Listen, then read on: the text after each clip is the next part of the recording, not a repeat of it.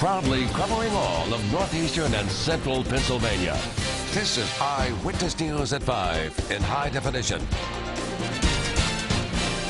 Good evening, everyone. Thank you for joining us. I'm Candace Kelly. And I'm Drew Spire. A pilot was taken to the hospital after crashing his plane at an airport in Wayne County this afternoon. It happened just after noon at the Cherry Ridge Airport outside of Honesdale. Eyewitness News reporter Eric Dable was on the scene just after the crash.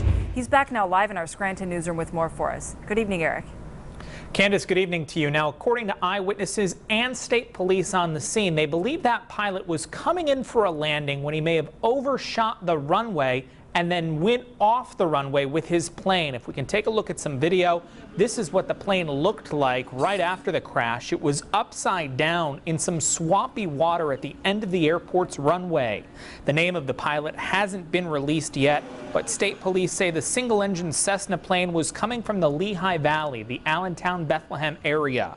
The pilot was the only one on board. He was able to get out of the wreckage on his own, and officials say he only had some leg injuries. That pilot was taken to Geisinger Community Medical Center here in Scranton just as a precaution. Even though it's a holiday, there were still people at that airport. Several witnessed the crash and knew something was about to go wrong.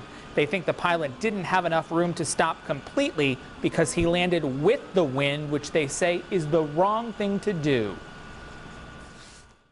Seems so he was going faster, but like we heard the brakes, was actually the wheels and him braking like twice, and then we heard the crash at the end of the airport. You should never land with the wind, always into the wind, because you want your ground speed slower when you land.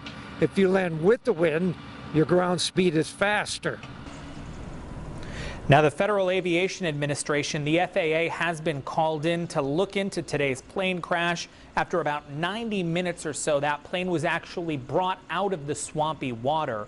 The Wayne County EMA director says that plane will be held in a secure location until the FAA is able to complete its investigation. We'll have much more coming up tonight at 6. For now, live in the Scranton newsroom, Eric Dable, Eyewitness News. All right.